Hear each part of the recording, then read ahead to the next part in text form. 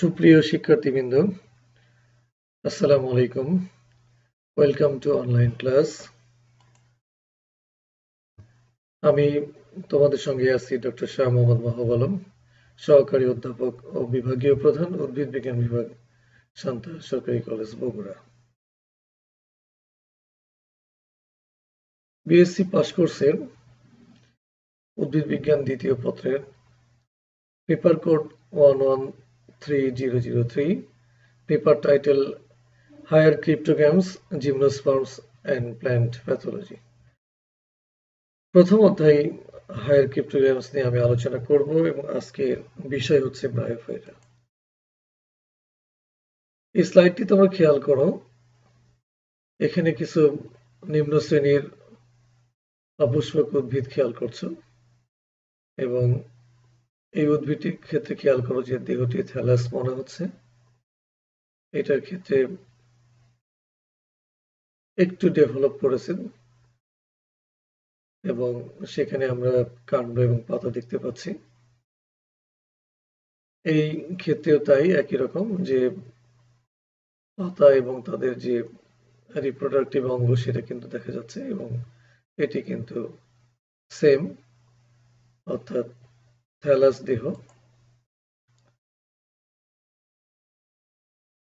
আজকের আলোচনার শিখন ফল, উচ্চতর অপুষ্পক উদ্ভিদ সম্পর্কে জানতে পারবে, উচ্চতর অপুষ্পক উদ্ভিদের বৈশিষ্ট্য বলতে পারবে, ব্রায়োফাইটার বৈশিষ্ট্য সম্পর্কে সুস্পষ্টভাবে জানতে পারবে। উচ্চতর অপুষ্পক উদ্ভিদ। ক্রিপ্টোগ্যামস শব্দটি সর্বপ্রথম ক্যারোলাস লিনিয়াস ব্যবহার করেন। দুটি গ্রিক শব্দ ক্রিপ্টোস ইকুয়াল টু হিডেন এবং গ্যামোস ইকুয়াল টু ওয়েডেড থেকে ক্রিপ্টোগ্যামস শব্দটির উদ্ভব হয়েছে, যার আবিধানিক অর্থ হল লুকায়িত যৌনাঙ্গ।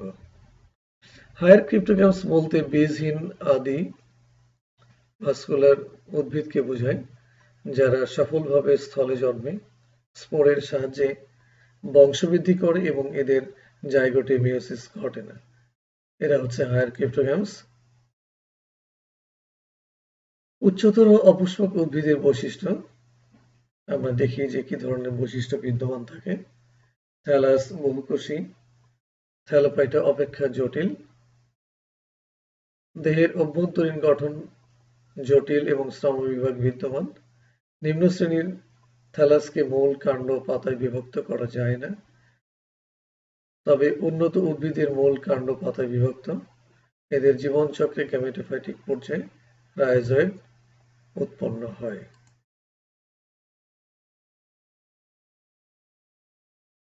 থ্যালাস প্রধানত প্যারেনকাইমা কলা দ্বারা গঠিত, তবে টেরিডোফাইটাতে প্যারেনকাইমা ছাড়াও কোলেনকাইমা, স্ক্লেরেনকাইমা এবং জটিল টিস্যু জাইলেম এবং ফ্লোয়েম বিদ্যমান।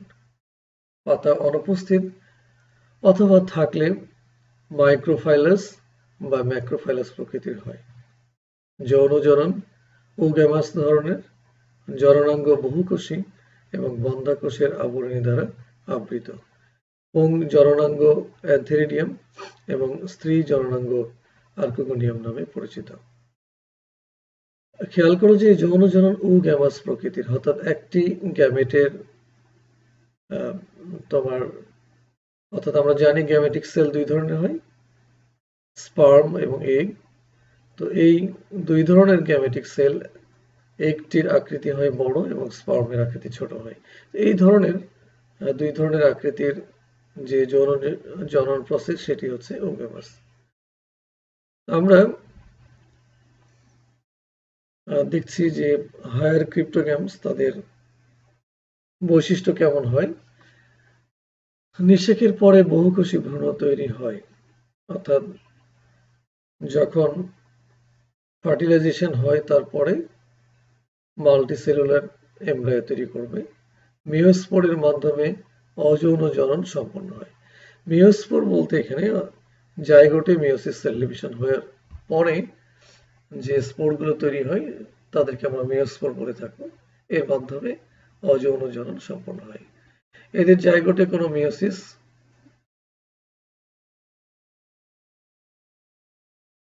হয় না, এদের জাইগোটে কোনো মেয়োসিস হয় না। আসলে এখানে দুটো ঘটনা আছে, একটা হচ্ছে হায়ার ক্রিপ্টোগ্যামস এবং লোয়ার ক্রিপ্টোগ্যামস।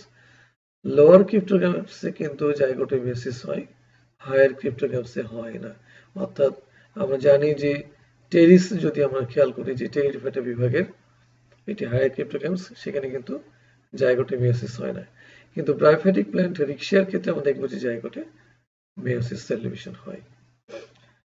শুক্রাণু সচল অর্থাৎ ফ্ল্যাজেলাযুক্ত, জীবন চক্রে সুস্পষ্ট যৌনক্রম বিদ্যমান এবং যৌনক্রম হেটারোমরফিক। অর্থাৎ আমরা দেখব যে অল্টারনেশন অফ জেনারেশন। হেটারোমরফিক মিন্স হচ্ছে হ্যাপ্লোবায়োন্টিক এবং ডিপ্লোবায়োন্টিক দুই ধরনের যৌনক্রম খেয়াল করা যায়। তো যৌনক্রমের যে অল্টারনেশন অফ জেনারেশনের যে পর্যায়কাল, সেটা কিন্তু দেখা যাচ্ছে যে ডিপ্লোবায়োন্টিকের ক্ষেত্রে কম হতে পারে, হ্যাপ্লোবায়োন্টিকে বেশি হতে পারে। তো এই ধরনের যৌনক্রমকে আমরা হেটারোমরফিক বলি।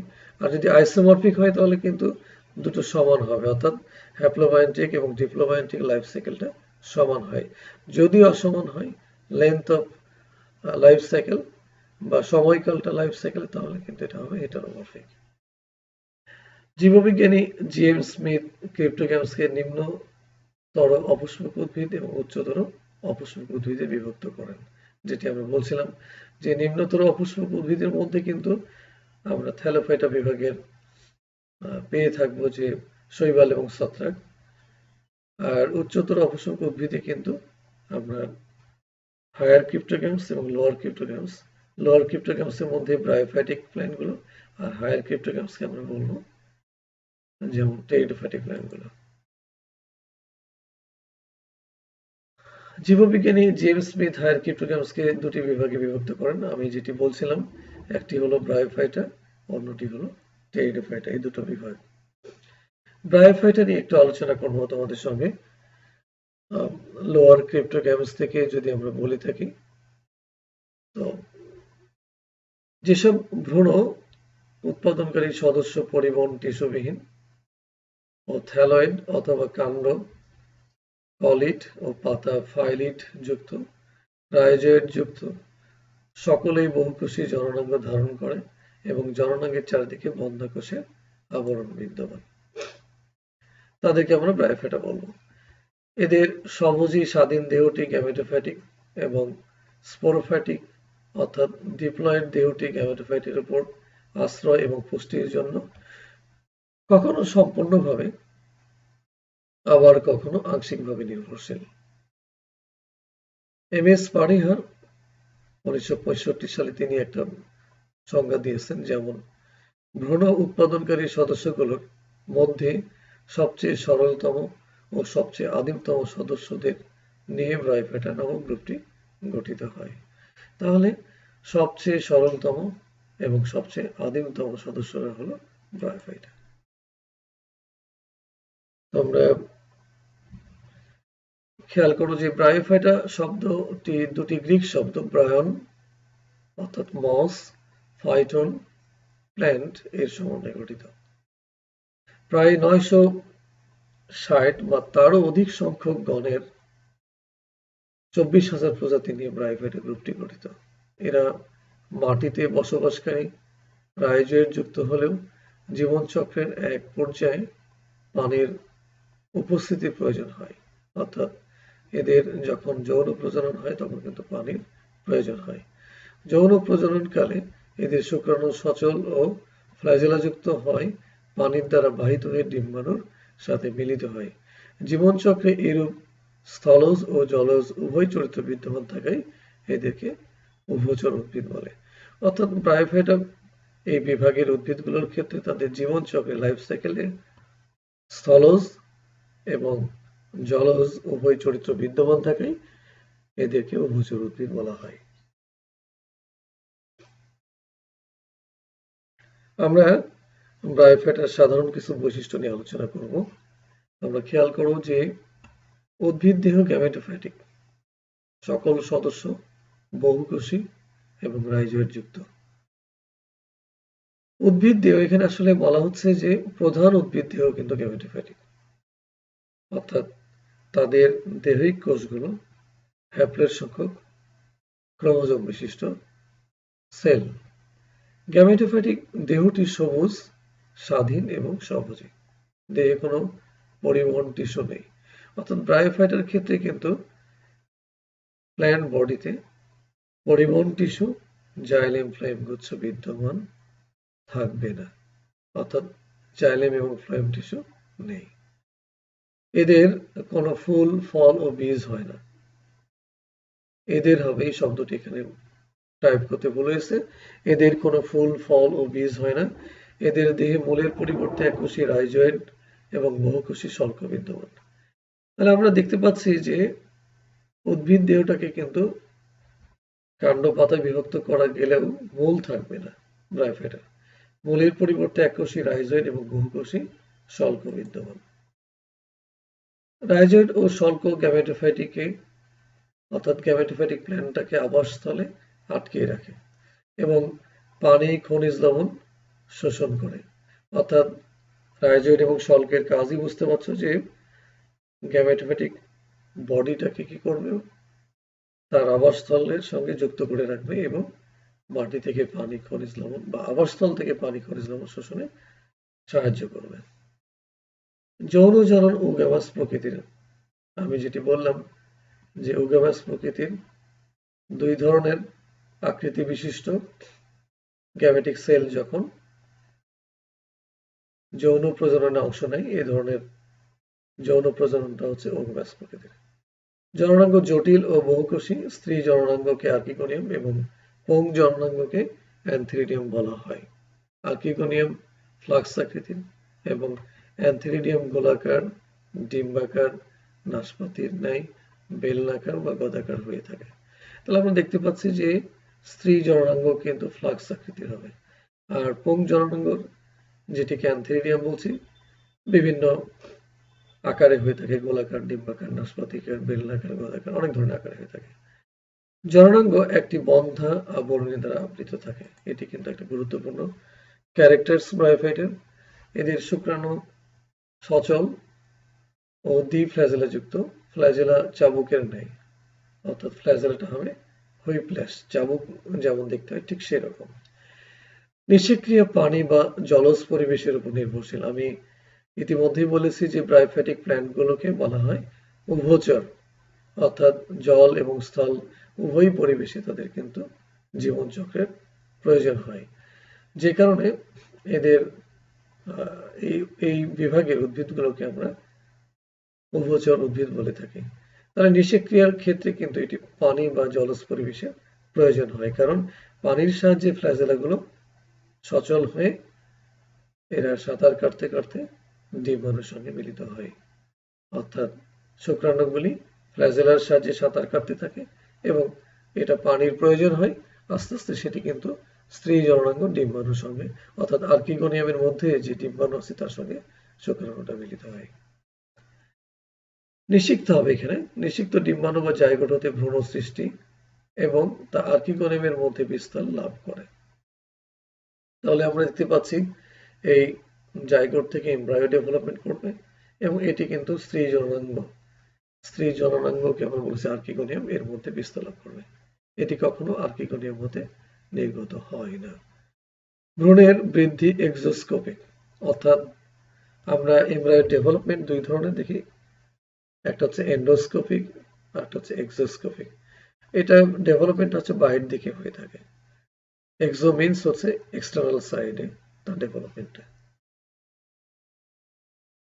স্পোরোফাইট, আমরা জানি যে ব্রায়োফাইটা বিভাগের উদ্ভিদ দুই ধরনের প্ল্যান্ট বডি থাকে, গ্যামেটোফাইটিক যেটি আমরা বললাম যে স্বাধীন হয়ে থাকে, এটি হ্যাপ্লয়েড হয়ে থাকে, সবুজ হয়ে থাকে এবং এরা স্বভোজী হয়ে থাকে। কিন্তু স্পোরোফাইটের ক্ষেত্রে কিন্তু ঘটনাটি উল্টা, স্পোরোফাইট পুষ্টির জন্য গ্যামেটোফাইটের উপর নির্ভরশীল।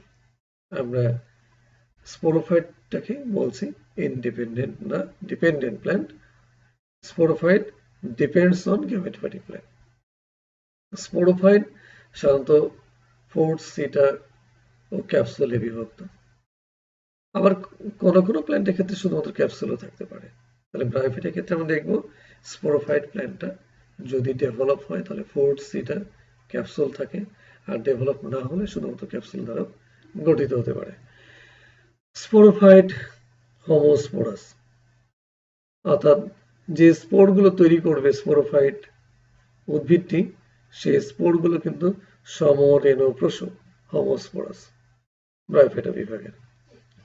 এই স্পোর অঙ্কুরিত হয়ে প্রোটোনিমা গঠন করে। এ দশার রূপই হলো গ্যামেটোফ্যাটিক পর্ব।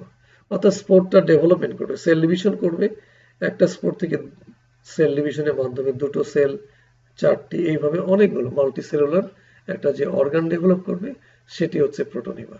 প্রাথমিক যে দেহ সেটি হচ্ছে ব্রায়োফাইটার প্রোটোনিমা। এদের দেহে যে ভ্রূণ সৃষ্টি হয় তাকে ঘিরে বহুকোষী আবরণী বা ক্যালিপ্টা থাকে।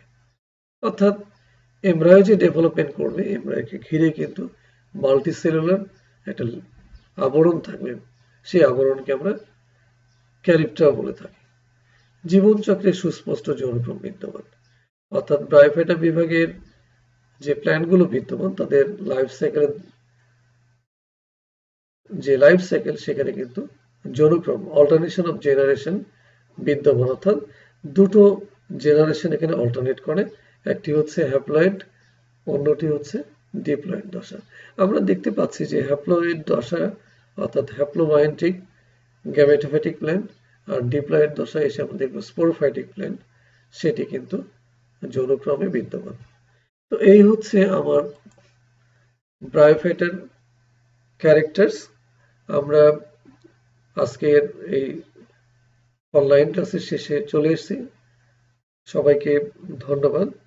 আমি আশা করি এই করোনার অর্থাৎ কোভিড-19 এই প্যান্ডেমিক সিচুয়েশনে তোমরা নিজেকে সুরক্ষিত রাখবে, পাশাপাশি পড়াশোনা চালিয়ে যাবে এবং সরকারের যে বিধিনিষেধ স্বাস্থ্যবিধি মেনে, অর্থাৎ বারবার সাবান পানি দিয়ে হাত ধুয়ে নিজেকে সুরক্ষা করবে, বাইরে গেলে অবশ্যই মাস্ক, হ্যান্ড গ্লোভস পরবা এবং সামাজিক দূরত্ব সেটি বজায় রাখবা এবং সুস্থ থেকে নিজের জীবনকে সুন্দরভাবে গড়ে তুলবা। আশা করি সবাই ভালো থাকো, সুস্থ থাকো, তোমাদের উজ্জ্বল ভবিষ্যৎ কামনা করে আমি শেষ করছি। ধন্যবাদ।